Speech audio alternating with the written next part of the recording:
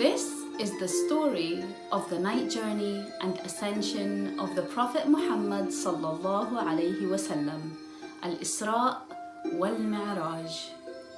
This spectacular journey was full of miracles and hope, magic and beauty.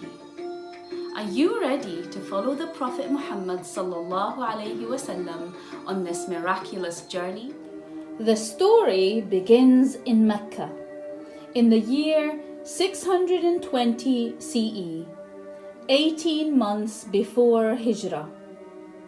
It was a sad time for the Prophet Muhammad sallallahu alayhi wasallam, as he had just lost his uncle Abu Talib, who was his guardian and always protected him from the cruelty of Quraysh.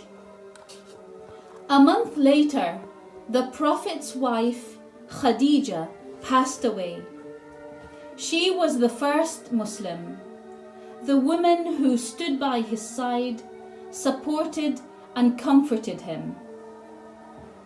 This was a very sad and difficult time for the Prophet. This year was later called the Year of Grief, Aam al-Huzn. Not only that, but Muslims were enduring all types of hardship and torture. Quraysh stopped dealing with them, making their situation unbearable. But the Prophet Muhammad sallallahu alayhi wasallam did not give up. He went to seek support from a city outside Mecca called At-Ta'if. However, the people of At-Ta'if rejected him and humiliated him. They threw stones on him until his blessed feet bled. Can you imagine how difficult this time was for the Prophet? The Prophet turned to Allah and made dua.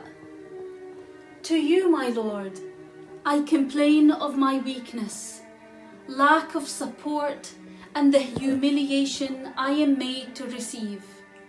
You are the most compassionate, the most merciful. You are the Lord of the weak, and you are my Lord.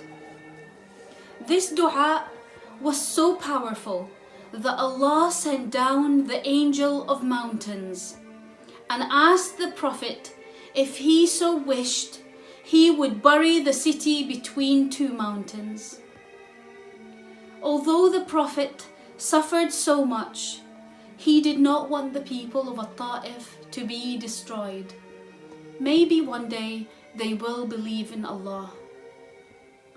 It was after all these events that Allah decided to console the Prophet Muhammad sallallahu alayhi wasallam. That night, a miracle was about to happen. In a place where there was no magic, something magical was about to happen. While the Prophet Muhammad was asleep, a voice called him and woke him up. It was Jibreel. He asked the Prophet to come with him, and there he saw this amazing creature called Al-Buraq. This creature seemed to be something out of a fairy tale. Al-Buraq was white with wings on its side. It looked something like a flying unicorn. It was described as having a stride that was as long as the eye could see. I wonder where it will take the Prophet. Let's follow them and see. Jibreel and the Prophet went on Al-Buraq and went to a place so sacred, so beautiful, called Al-Masjid Al-Aqsa in Bayt al-Maqdis, in a country today called Palestine. Al-Aqsa Mosque was the first Qibla and the second mosque built on earth. The Prophet tied Al-Buraq to the post outside the wall of the mosque. He went inside this special mosque and prayed. After this miracle, Allah took the Prophet up to heaven, which is the second part of this story called Al-Mi'raj, the Ascension. With Allah's permission, the Prophet and Jibreel went up to all 7 heavens. In each heaven, they were greeted by a different prophet. The Prophet ﷺ saw many marvelous things in each heaven until they reached Sidratul Muntaha, which is a tree with long leaves and beautiful, extraordinary colors, with rivers flowing beneath it. The Prophet alone was then allowed to enter a place above the 7 heavens, the place of the throne of Allah. And there Allah gave him a very special gift, a gift given in heaven to the Prophet ﷺ and his followers. I wonder what that gift was. It was the gift of Salah, 5 prayers. Can you imagine? Allah gave the Prophet this gift during this miraculous journey where we can connect with Allah 5 times a day. So next time when you are doing your prayer, remember how we started praying and how it was a special gift given to the Prophet and all of us during the night journey and ascension of the Prophet Muhammad sallallahu alaihi wasallam. With this beautiful gift, the Prophet Muhammad sallallahu alaihi wasallam descended back to Al-Aqsa Mosque. To his surprise, he was greeted by all prophets and messengers, a total of 125,000 prophets and messengers, of whom some are mentioned in the Quran. Imagine Al-Aqsa Mosque, which is as big as 13 football pitches, absolutely full. Amongst these prophets and messengers, the Prophet saw Prophet Adam, Musa, Isa, Nuh, Ibrahim, and so many more. I wonder what kind of conversations the Prophet had with them all. Then something remarkable happened. The Prophet ﷺ led them all in prayer. Imagine if you were praying amongst these prophets and messengers inside Al-Aqsa Mosque. Remember, this mosque was built by prophets, as was the Kaaba.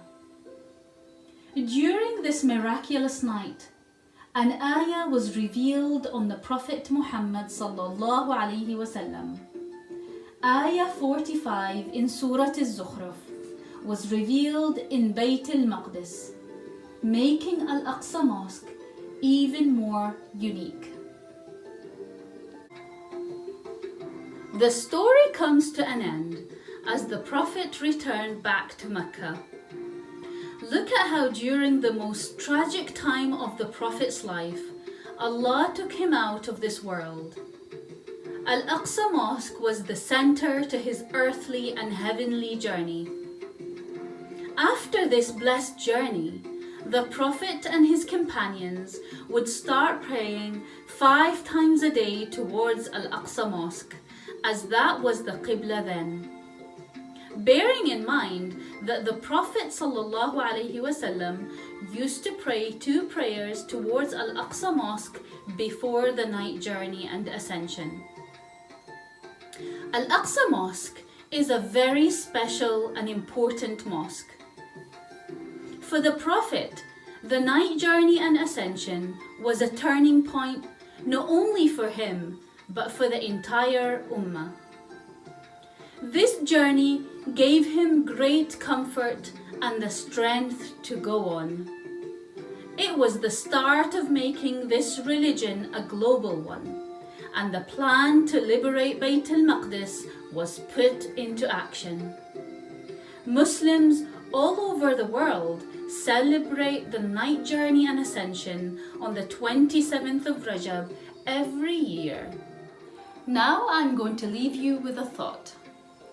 Next time you find yourself going through a difficult time, always remember the story of the night journey and ascension and how Allah comforted the Prophet Muhammad sallallahu alaihi wasallam.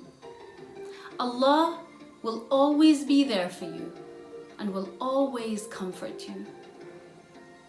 Now that we come to the end of the story, I want you to go and find out 3 reasons why Allah took the Prophet Muhammad sallallahu alaihi wasallam to Al-Aqsa Mosque and not any other place.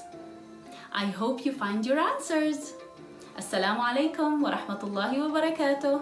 سبحان الذي أسرى بعبده ليلا من المسجد الحرام إلى المسجد الأقصى الذي باركنا حوله